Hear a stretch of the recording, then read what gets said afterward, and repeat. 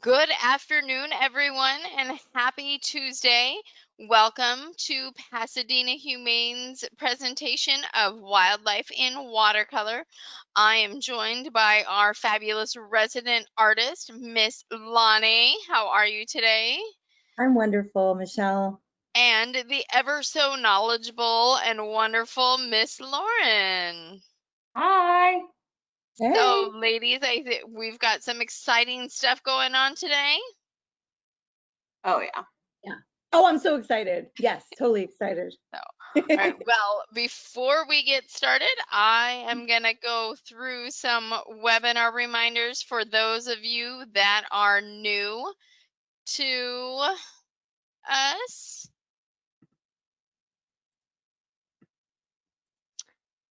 Okay, so like I said, if you're new to us, these are just some reminders. Okay, so you guys can see and hear us, but we cannot see or hear you. With that in mind, try not to raise your hand because we won't see it, and we won't be able to hear you. You can ask any questions that you have in the chat box on your right-hand side of the screen, and we will get to your question as we can. Today we are going to be learning about bear and deer, some animals that you might see in your backyard if you live in the hills. Next week we're going to be reading Dot the Spotless Dalmatian, written by L.K. Weinman and illustrated by Holly Withers. And then our last wildlife and watercolor for the year is going to be all about bats and raccoons. As a reminder, we've got lots of different programming available online for you guys, and you can join us every other Friday for our careers in animal welfare as we talk to some experts and see how they got started and all about what their careers are. So, we love seeing your artwork whenever you create it, so you can go ahead and submit it here on using this form, and I'll go ahead and put that in the chat box. You can also find it on our website. Okay. If you miss any part of this webinar because you gotta leave early or having technical difficulties, it is being recorded and you will receive a copy of it tomorrow. So without further ado, take it away, Miss Loni and Miss Lauren. Hey, Lauren, how you doing? Oh, she's gonna get on Hi, in a minute. good. Sorry. Hey, how's it going? Good. How are Good, you? good. So welcome everyone. So before we get started, I'm sure you guys received our stencils that we had available. We are gonna cut these out in a minute, but I wanted to remind you that we are starting off with our watercolor paper or any cardstock, strong paper that you need so that it can absorb the color and the water. So this is what I recommend. These are our 2 sheets that we're gonna be working on. And this week I'm actually going to be using my oldie but goodie watercolor set. I really like this one because you can take this one to go, you can take it to the park. This is a really great one, and I got this one on Amazon. So you can find something like this on Amazon, super cheap. And it also came with these really neat watercolor pens. So what I like about these watercolor pens is that they all have different lengths and thinnesses and thicknesses. So definitely love these because you can do a lot of detail work in your work. So I'm actually going to take all the caps off of them now to get them all ready to go. And then a pair of scissors, and we're going to get to cutting, and finally a pencil just to do the outline for the template. So this week we're actually talking about deers and bears. I think we're going to talk about deers first. This is true, right, Lauren? What's that? I said this is true, right?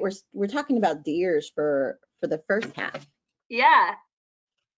So I guess first off, I know it's not the holidays yet, but the reason that I even wanted to start was because I wanted to talk about deers because we don't see them so much in the sort of the middle of the city areas, but we definitely see them in more of the mountainous areas of California. Right, Lauren? Yeah, I mean, we see them kind of wherever they feel comfortable. So sometimes that's people's backyards if they live near the hills. There's a lot of like foothill areas around here that deer like to hang out in. and depending on where they can get easy food. So they're around.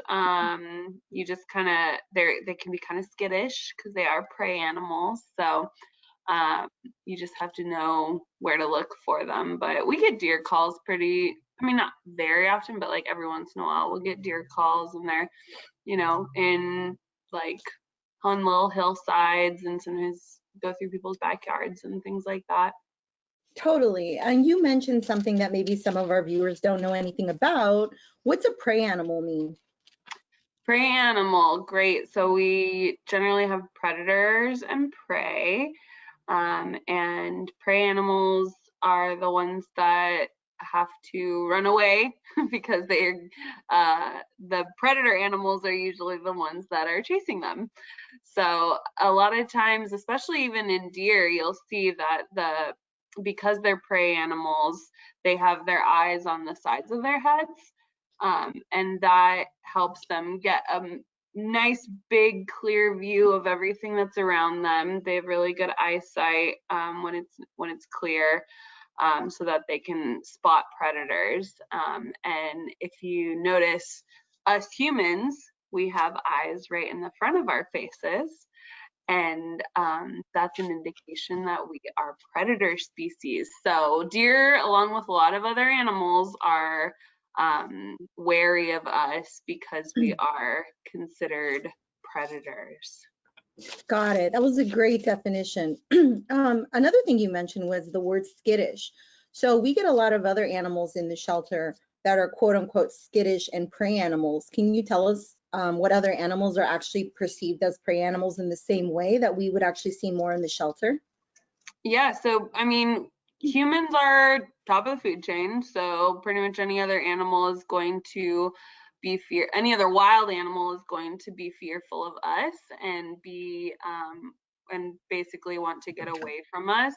So when it comes to the wildlife that we see at the shelter, it's very, very important that we are trying to make it as stress-free as possible for them, because every time they see us, it's scary. It's like coming face to face with, you know, something that they think wants to kill them. But obviously we don't want to kill them, we want to help them, but they don't know that. So things like squirrels and possums and all different kinds of birds, and even the birds of prey that are considered predators, we're still higher up on the food chain than even they are. So they see us and they still don't really want anything to do with us either. So it's really important that we handle them as little as possible. And if you see wildlife out in the world, keep that in mind, that, you know, even baby animals, if they seem like they're orphaned or they need help or something, talking to them, petting them, holding them is not actually a comfort to them. They see us and they see a monster. So the best thing to do usually in those cases is to just put it in a box or to call us before doing anything. Awesome. Thanks, Lauren. I just kind of want to remind the audience that we do encounter a lot of prey animals in the shelter. And I know a lot of them, like bunnies and critters and things like that, are always around. And that's sort of the connection that I wanted to make with that. So before we get started on our watercolor piece and hearing the lovely Miss Lauren continue on, we are going to take our paper and we're going to trace out both of these animals. So the first one, the deer, has these pieces here. I'm actually going to take my bear, and you can put your bear wherever you'd like and do whatever you'd like, but this one is actually going to be an outline of the bear, and we're going to put a nature scene on the inside of the bear. So this is more going to be a silhouette piece. If you don't want to do that, you don't feel comfortable doing that, and you would prefer to do more of a traditional bear, you can go ahead and do so. But this is sort of the project I wanted to work on. This is actually a really classic silhouette. This is of actually our California bear on the flag, and I thought it'd be a really cool piece because I saw another version of it, and I thought that you guys would really enjoy doing something that was a bit more abstract and worked on sort of the environment. The focus would be the environment on the actual piece versus the actual animal in the painting. So I went ahead and outlined our bear. I did a little darker for you guys, but feel free to do it lighter if you'd like. The lighter you make it, the less, the harder, the easier it is for you to erase it or, you know, sort of do away with the outline. So it looks like you just freehanded it. The next one we're going to do is grabbing our second sheet and the same thing. So these are actually inner outlines that I decided to put in so that you guys would know how to trace the inside of it. So first off, we're just going to take our piece and just do the easy outline of the deer, like so.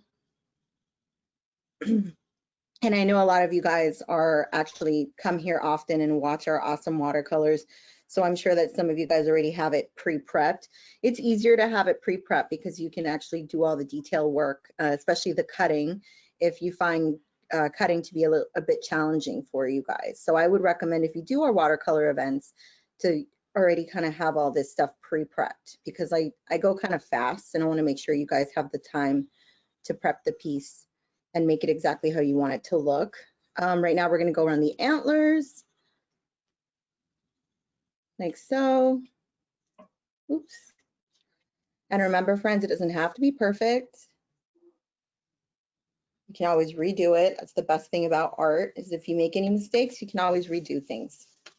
The next part is the eye. Now I just made this like little piece here, and you can put it whichever way feels right to you, as well as the earpiece. So the earpiece is actually going to act as an outline for this point here. So this is sort of align it up there, and that's going to tell you where the ear kind of cuts off so that you can see the antler. You can sort of delineate the difference between the antler starts, where it starts here, like so. So we're done with that, and you can see kind of where the ear goes. And then when you see where the ear goes, you can kind of figure out where you want your eye. Now, you can kind of do it this way or that way. I'm going to go ahead and put it right here and kind of put it right along the ear line, because that's usually where the eye lays. And you can go ahead and use the actual stencil. It doesn't have to be perfect. And I'm actually going to freehand it because I like freehanding, like so. And then I didn't create a template for this part, but basically this is the bottom of your antler, and you're just going to align it all the way up to there, like so. And then you're just going to finish this off up here. So that's kind of where his head starts, and that's where the antlers start. And it doesn't, like I said, it doesn't have to be perfect. As you draw it, you'll kind of see it. And then we're going to go ahead and take this part here, and you're just going to draw. I decided you're just going to freehand your own. What's this called at the end here, Lauren? Wait, the nose? The nose. The snout? Yeah, the snout. And that's The why muzzle? yes, the muzzle. Perfect. I love that Lots you of gave different everyone different Mhm. versions. So I'm just going to go ahead and make it just like that. And I'm going to probably make his little nose red because it's not Christmas yet, but I'm so used to drawing red noses or red muzzles. So Lauren, so tell us a little bit about deers, Lauren, in general. Like where do they live exactly? Well, I kind of touched on that a little bit before. They kind of go wherever they feel safe and where there's lots of resources. So, they do like to eat mostly plant material, so they'll be attracted to your yard if you have a nice garden. And sometimes that can be frustrating for gardeners. But they really are food driven. And the ones that live kind of around here are called mule deers. Okay. And can you guess why they're called mule deers? Is it, you know what? I don't know. Is it because they look like mules? Do they resemble mules? It's because they have big ol' ears like mules. Oh, cool. Huh. So yeah, if you guys are drawing your ears and just want to go crazy and make them even bigger, Yeah. the deer around here have quite large ears. And yeah, so they're the most common type in our foothill areas. And like I said, they're herbivores, which means they only eat plants. They really like the greens of leaves and herbs and different weeds and grasses. In the fall and the winter, when there's not as much of that, they'll eat twigs and shoots and other kind of woody plants. They'll eat barks and things. But they really like berries and grapes and mushrooms and alfalfa. And so during the late spring and early summer, they usually have between 1 and 4 babies. And they'll stay with mom until they're old enough to go out on their own. But the thing is too, when they're really young, mom will leave them in one spot for most of the day and just come back to visit only every once in a while. Wow. And that's because she's basically trying to protect the baby from predators. So her smell, she doesn't want to attract, because of her smell, she doesn't want predators to know where her baby is. So she tries to stay far away because they're going to be attracted to her scent and see her because she's big. So if you see a baby deer, a fawn, hanging out on its own, just kind of like, curled up in a little ball, usually it's in like some tall grass or near a bush or something. It's totally normal. And a lot of people think that they're orphaned or abandoned, but mom's actually protecting it by leaving it there by itself, and she'll come back and feed it just like a couple times a day. Wow, that's really Yeah. interesting. Now I realize that when I see like, older deer and they're kind of on their own, that means that a lot of times like, the They might babies are have, hiding out. yeah, they might have a baby out somewhere that they're trying to maybe even distract predators from. Got Uh, it. So, Lauren, I know we're gonna get to I'm gonna start painting the antlers in a minute, but I mean, they the gotta have best some part. form of protection, right? Yeah, yeah. So only male mule deers are the only ones that have antlers. The species of deer that both females and males will have the antlers are reindeer. So that's very Christmassy. But this one, for our purposes today, is going to be a male mule deer with his antlers. Um, and unless, hey, if you want to make a female reindeer with antlers, by all means, you guys can do that too. Who am I to say? It's a free world. Um, Totally. but yeah, they have those really cool antlers, and the bigger their antlers are, usually the older they are, and they will use them to, like you said, as a defense mechanism, and then also to attract a mate, because the more big and strong a male deer is, the more likely a female deer will want to mate with it and pass those genetics on to her babies. And do you want to know a little bit about antlers? Yeah, that's exactly what I was excited to hear about because I know that they're so important to the deers. Yeah, they're so cool. So there's a difference between antlers and horns. Oh, Um, cool. Antlers are made of bone, and so they grow, and they're some of the fastest growing structures in nature. Uh, Wow. they can grow up to an inch a day. Whoa, So that's wild. super, super fast growing. And on these deer, their antlers covered with kind of a velvety skin over the antlers. If you look really closely, they're really soft, and that's actually full of blood vessels and living tissue. Wow. And um, and by the fall, they're fully grown, and they start to harden. Mhm. um, and and so they will actually fall off in the fall and the winter. Um, and Hey, Lauren, question. yeah. Hmm. Just because I'm imagining this happening, which is amazing to me, that's a living sort of growing, it's so cool. You just said that. It was like it grows so quickly. So when they fall off, like you can just find them? They're just like in the snow or something? The Uh, antlers? Like that's kind so of, yeah. interesting. Yeah. Sorry, I just have um an image like, whoa, that's pretty cool. yeah, so the cover, the velvety skin that I was talking about, it dries up and starts shedding. Hmm. And that's why you might see deer kind of rubbing their antlers against trees, is to help that removal.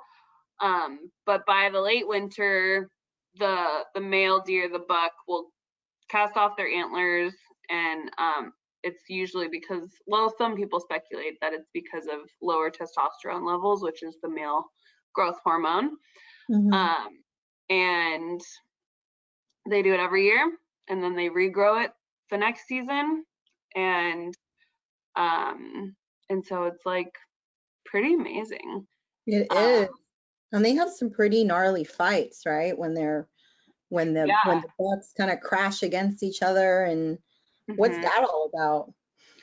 So it's just to show dominance, you know, wherever there's a lot of food sources, they'll show that they're the biggest and the strongest. And also, like you said, to protect from predators. They'll also scrape their antlers against trees as a sign of like, this is my area. And they also use their antlers to knock fruit down from trees too. So it's kind of like a little foraging tool as well. They'll also use their antlers too to like dig into the dirt in like a hot day. You know how sometimes your dog will dig in the dirt because it wants to get to the cool like muddy area. And so deer will kind of do the same thing with their antlers. They'll dig up some dirt and they can roll around in the mud, and that helps them with like repelling insects too, and just kind of to relax. It's like how they have their own little mud bath spa days. Wow. Is it also to attract mates? Yeah, right, exactly. So because bigger antlers allows them to do all these things, such as like getting the best kinds of food and keeping predators away, that in turn is attractive to the females. And they'll fight each other, like you said, they'll butt heads a little bit. Yeah. How do they communicate, Lauren? They communicate with scent. A lot of animals actually communicate with scent. They do this thing with their lips, where you might see it in like goats or other ruminants, which are the kinds of animals that have 4 different stomachs. That's another thing we can talk about too. I can talk about stomachs for a while too. But they're like sheep and goats and cows, and so they do this thing with their lips where they'll put up their front lip, and it's called the flamen response. And that's kind of them like tasting the smells of other deer that are around them. Wow, that's so neat. But you'll see all kinds of ruminants doing it. And I think I said this already, but did you know what the biggest ruminant animal is? Hold on. See if you could guess. Can you give me a hint? They have them at the LA Zoo. Oh, I never go there. They are very tall. Giraffes? Yeah. Oh, awesome. Yeah. That's so cool. They also have 4 chambered stomachs, and that's so animals with the 4 chambered stomachs are called ruminants, and they are constantly kind of chewing what's called their cud, because they eat all those really hard, dense grasses and leaves and plants and things that take a long time to digest. That's so cool. So they all have that same 4-chamber stomach. Do cows have it too, correct? Yep, that's right. That's so cool. So you were talking about, are they very social with other deer and such? They can be, especially with, their family groups and stuff. Like I said, the females, they will have 1 to 4 babies, and they are pretty good moms, and they'll travel in groups, which are called herds, and usually that's led by the dominant male, but sometimes herds are separated by males and females, but usually it's the herd is led by the the big daddy deer with the Got biggest it. antlers. And what other than us, because it's always us, in terms of like predators, what other predators are around for them that they need to be careful of?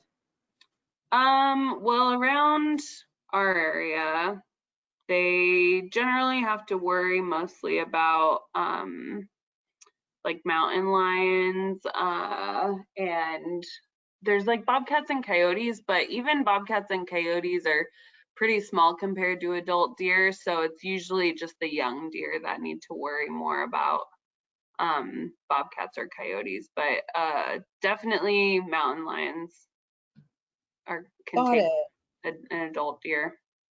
Well, in our area, definitely, I think it's different, right? Because we were talking about this recently, is like in other parts of the United States, there's a lot more deer that are actually problematic because they don't have any sort of predators that are combating them and sort of controlling Hmm. how many are actually populated in certain areas. But over here, it's sort of different, right, Lauren?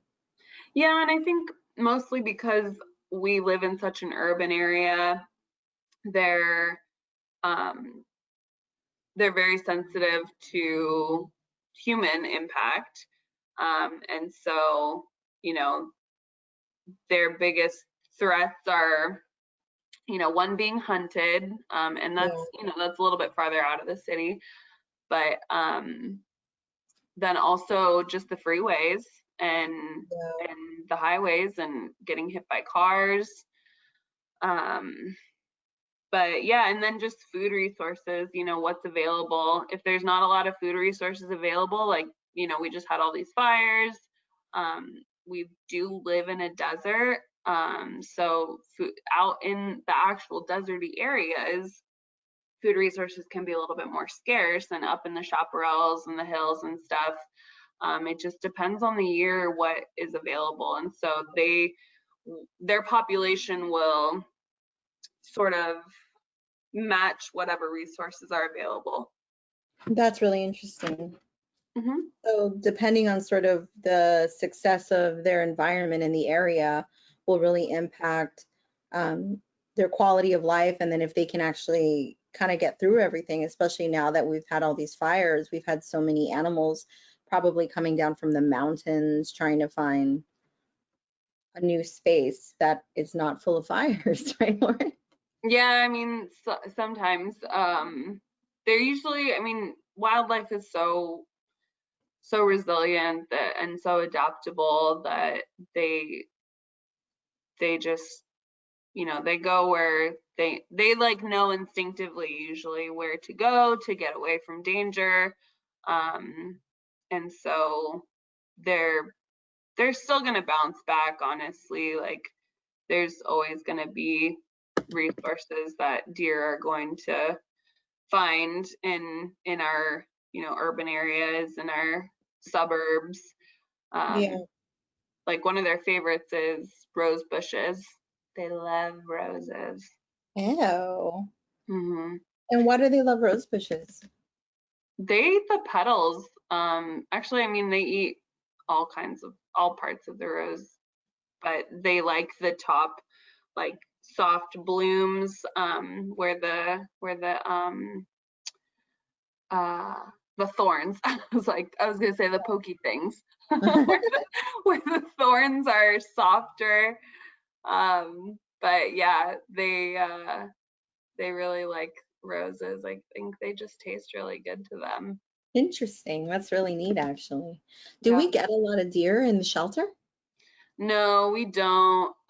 You actually have to have a special permit to do, or special permissions to rehabilitate deer, because the fawns um, can get imprinted really easily on humans. So you have to have special training, and you have to be really, really careful that they don't. Imprinting basically is like they see you and they think you're their mom. Got And it. so that's not very good for an animal that you want to try to release back into the wild, right? Yeah. It's not fair to them. Right, yeah, and they won't be able to survive out in the wild if they think that you're its mom.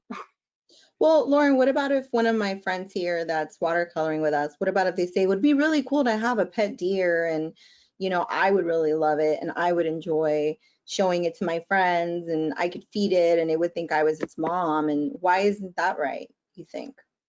I mean, I agree. I think it would be really cool, but Yeah, but it's not how deer are meant to live. yeah. They they really need to be out in the wilderness and enjoy that freedom that wildlife is, accustomed to. They're not domesticated, and that might be a new word for some people. Yeah, what does that mean? That just means that they have been bred to rely on humans. So, like cats and dogs and guinea pigs and domestic rabbits. There's wild and domestic rabbits, but there's the wild rabbits haven't been bred in a way that they need to rely on people to take care of them. And same with deer. Deer do have not been bred in such a way that they need people to take care of them. They are still wild and still afraid of people. So that's really the biggest thing, is that, wildlife, like we talked about in the beginning, it sees us as predator, and so it's important that we maintain that balance so that they are able to survive and stay away from all other predators when they're in the wild.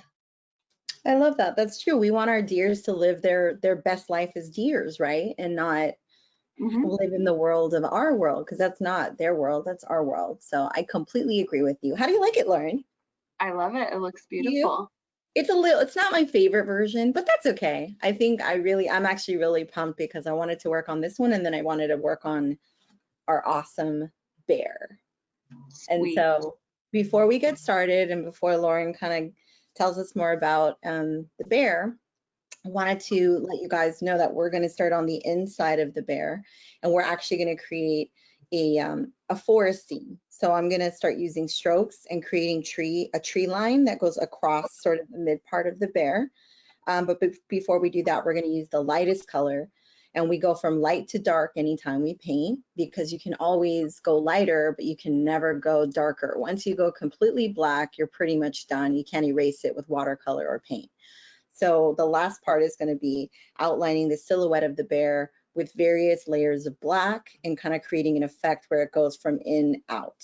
So I'm going to go ahead and get started with the tree line. I'm sorry, not the tree line, the background of the bear. And we're going to do a sky blue. I'm having my Bob Ross moment here, Lauren. Love it. Bob Ross moments because of Pasadena Humane. So Love it. like to shout that out, that I never thought. So before we start, we're actually going to do a dark layer. You're just going to outline, and this is why it's really handy to have this kind of watercolor pen, because if you have sort of the regular one, you can still do it, but it's definitely, you can make more mistakes. So we're just going to keep focusing on the outline of our bear, and you're going to take it all the way down, but we're going to start doing the darkest at the top, because when you create skyline, usually the top is the darker part, or it's the other way. Sometimes skyline, the darkest is on the bottom, and then it kind of fades into a lighter version of the sky. And that's what makes the sky and the ocean really awesome, is that there's variations within the color. So this is a really great practice for you guys to start with a really dark version. And that just means doing layers and layers. And then as we go down, you're just going to slowly fade it out. So it creates a really light blue. And it's still there, so don't worry if it doesn't look perfect, but it starts to create an effect because of the awesome water. And what's funny, Lauren, is I was never into watercoloring until we actually started doing this awesome webinar series. Really? Oh, Yeah, it's never was my jam. I was always doing other mediums, acrylic and oil, and a lot of other really cool, like three-dimensional art pieces and masks and sculpting, but not really watercolor. And watercolor is so hard. I have so much respect for people who can actually do some really amazing watercolor work. So this has definitely given me a really great appreciation, just like comic books too. I feel the same way. I started doing comic book stuff, and the detail work on making a comic book is just so intense. You need a lot of patience. And I think watercolor is the same way. So definitely have a lot more respect for people who work on that. So you're just going to keep going, you guys, and you can keep adding your detail work. And then you can kind of slowly just see me working on the pine, the actual pine part, which is the tree line. So anyways, so these are predators, right, Lauren?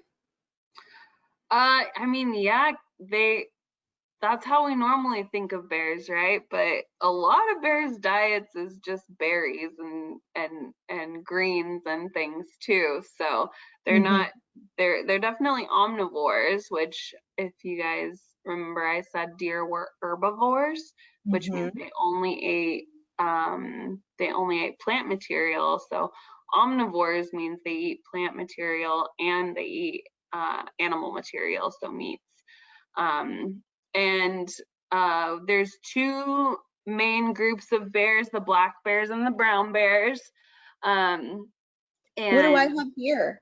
What did we say, guys? You What have do I what? Go ahead. Well, I was gonna say, just by judging by the shoulder hump and by the way that the nose kind of dips down, that would be a brown bear. And that's Which on is our flag, right? our state flag. That's right. So cool. But you know what? What? There are no brown bears in California anymore. What happened? Believe it or not. Well, back when the gold rush hit, it kind of, a lot of more people started coming to California, and they were scared of the brown bears. They didn't want to coexist with them, and basically hunted them all and drove them out of California. So they still exist, they're just not in our area anymore, huh? Yeah, they still exist in lots of different places. Usually, well, I mean, there's a bunch in Alaska, and there's a special Kodiak brown bear. That's the biggest kind of brown bear in the world, which is where I used to live. And and then there's also grizzly bears that are brown bears, and those are probably the most common in the the continental 48 states. But they're out in not Yosemite. What's the other Y park? Everyone at home is yelling at me. Yellowstone. Oh, there you go. And like Montana and those I think those states. Yeah, totally. Montana for sure. And so we still do have some grizzly bears, but just not in California anymore. So in California, the ones that you guys would see around in your backyards, especially, Pasadena, Altadena, around here, not grizzly bears, sorry, excuse me, black bears. Black bears hang out a lot. And they're the only ones local to Southern California. They're typically pretty timid, not very aggressive unless they're defending their babies. But they mostly prefer to avoid people, which is, good for us. And they like our pools though, right? They do like a pool every once in a while. So those of you that live in what's called bear country, which, it sounds like bear country is like some rural area, but it's actually just like a couple blocks north of me. But if you live where bears are, it's really important to make sure that you invest in things like pool covers and bear-proof trash cans, and make sure that you clean your barbecues off every time you use them, and make sure that there's no easily available food sources for them, because that'll make them not so timid and not so scared of people anymore, because they'll start associating us with food. So that's considered being called food conditioned. It's one term. And so when bears become food conditioned, they'll start looking for humans because they start associating humans with food, and looking for our trash cans and our barbecues and our swimming pools, instead of going out and finding natural foods like berries and fish and things like that. So, and of course, the fires and the droughts don't help either. They can force their bears and other wildlife further into our urban cities, but it's still really important that we do our very, very, very best to not provide them with any food resources that might attract them back to hanging around humans. Got it. That's so cool, Lauren, that that we're talking about this, because I think some of my friends, and we're bringing up, I know we didn't, I don't think we brought it up, but we talk about it all the time, is bird feeders, right? And Mm-hmm. how that also brings in bears and all kinds of wildlife, and that even though people think that they're really cool, it's Yeah. also it's also really impacting our wildlife, especially if you live in the mountain region. So Absolutely. Bears so will you eat it guys, right out of your food, right out of your bird feeders. Bears will eat. exactly. So you guys, this is our second step. Then our final step is to actually take black watercolor and just be really careful to make sure that you line it really cleanly. And then we'll just slowly fade it out. We're at 4:11 right now, and we normally end at 4:15. I know Miss Michelle's probably going to chime in a minute. So we're probably going to go a little bit longer than that, you guys. So just a heads up. Let's see. Let's see, guys. Let me get my black out. And so how many cubs, right? Bear cubs. How many bear cubs do they usually have on average, Lauren? I usually have two-ish, kind of like the deer. They can have, 3 or 1, but usually around 2. And moms are really, really good moms. They will fight off anyone that attempts to come anywhere near their babies. But they also, once they're young or are old enough to go off and be on their own, they're kind of harsh, and they kick them out and they say sayonara, and then they go and find a male to mate with again, so they can start the cycle all over again. Wow. Yeah. And are they social with other bear, like bear moms and families in that way, or is it just sort of like once No, they're done maybe? they're pretty solitary for the most part. They just they kind of take care of themselves and their babies, and only really socialize when it's mating time. Got it. Hmm. And what about hibernation? We always talk about how they hibernate. Can you Yeah, talk a bit about that? they don't really do a true hibernation in our area, because if you think about it, it doesn't really get that cold here, right? Yeah. So the only time bears really hibernate is where it gets really cold. And they, a funny thing about that is that they'll eat a bunch of, so they'll get really fat in the winter. And there's actually, it was like, I think it was the National Park Service or something did a like chunky bear contest where Yeah. they had like a bunch of the fattest bears around the national park, so you could vote on which one you liked the best. They do this late summer, early fall feeding frenzy to get them all fattened up for the winter. And then Wow. they eat a bunch of sticks and rocks and stuff too, to plug up their bottom so they don't poop while they sleep. That's funny. In terms of predators, are we their only predators, or do they have other animals that they have to worry about? It's mostly us, yeah, and then other male bears will sometimes try to get babies that are not theirs, to sort of remove any potential competition. especially young male bears. So Wow.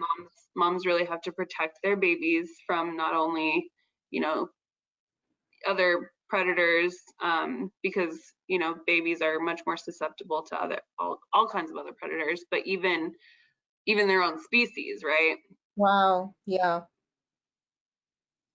That's a really harsh life. It is. But they're tough. You know, bears are tough. Yeah, They're, totally.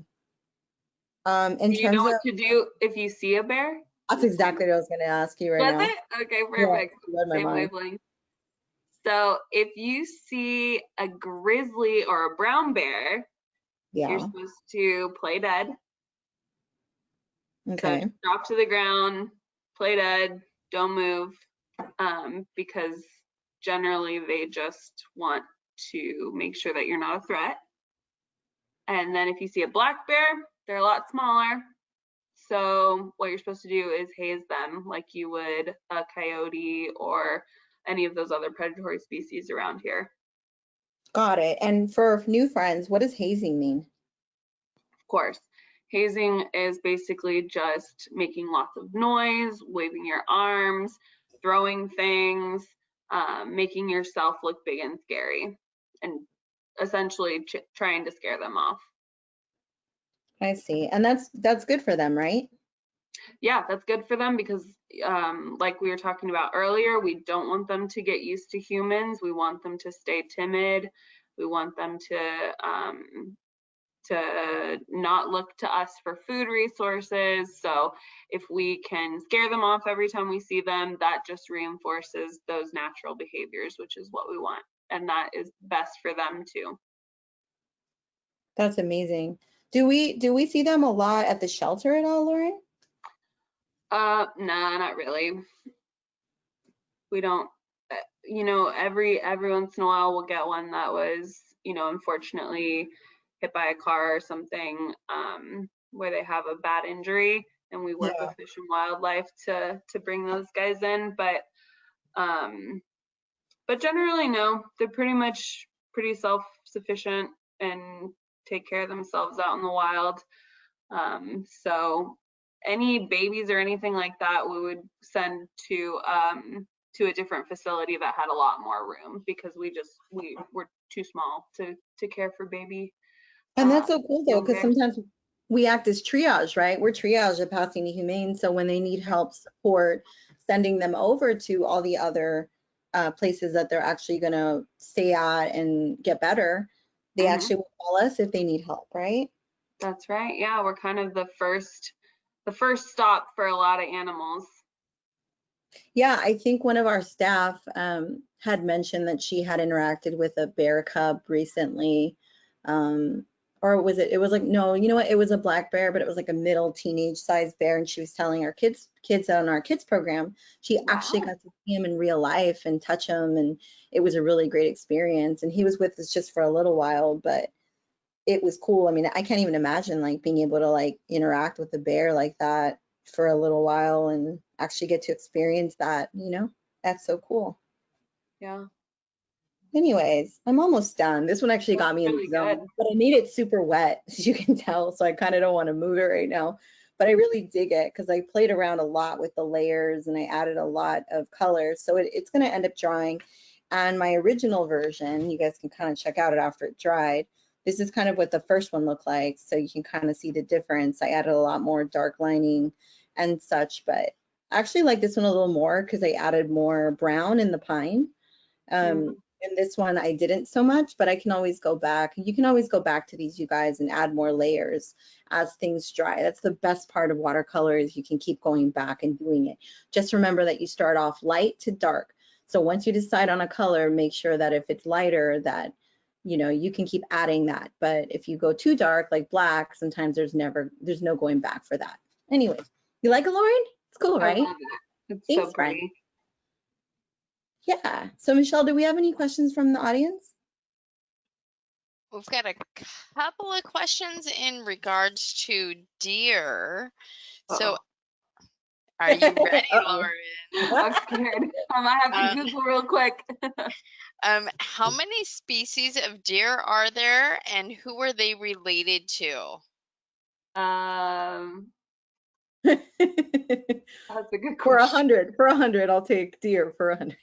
There's 43 species of deer. um, and they're all just considered hoofed ruminants in the same order, but they're all different kinds. They basically means that they have two large and two small hooves on each foot.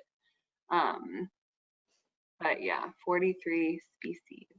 And they're related to like antelope and giraffes, like I said, and Mules? Are all they related different. to mules too, Lori?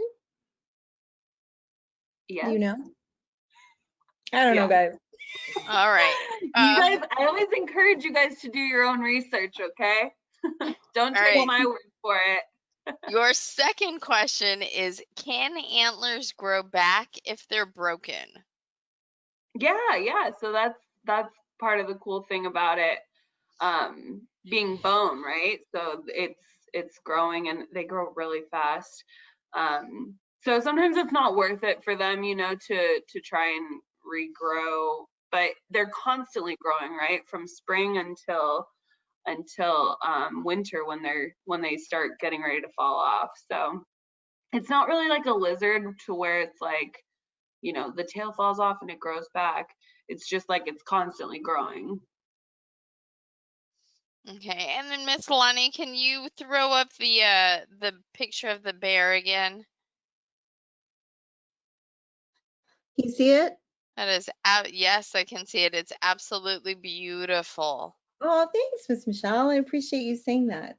I All right. really like Michelle, I really like when we do these, especially animals that that we are actually like connected with, but like Miss Lauren and I, we don't see these animals a lot at the shelter, but we want to talk about them because we want to learn about them too. So a lot of times we don't know this stuff and we're kind of learning along with everyone that's watching us, which I really love too.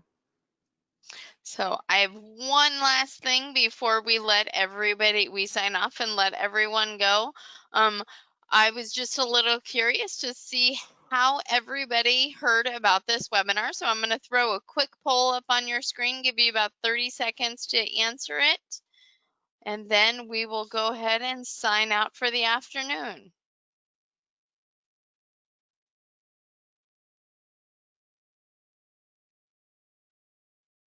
I always love these. Oh, a good majority of our audience found us on social media. Hmm. We've got some that are repeat offenders, which I love. And I will say, monitoring the chat box, I get to see a lot of the names, and I've noticed a few names that show up week after week. I love it. So, and to find what our future events are, you can look at our social media pages. You can also check out our website at www.pasadenahumane.org and check out the event page, and that'll tell you everything that we're doing in the future. Next week we'll be reading about Dot the Spotless Dalmatian. We have one more wildlife and watercolor for the remainder of this year, and that is in 2 weeks. We'll be talking about bats and raccoons, and we'll continue to do story time throughout November and December. All right, so I'm going to go ahead and close the poll now. So that was so much fun today, ladies. I thank you for your time and for joining us. So goodbye to everyone in our Bye, guys. internet world. Bye, We'll see you thanks. next time. Thanks. Bye. Bye.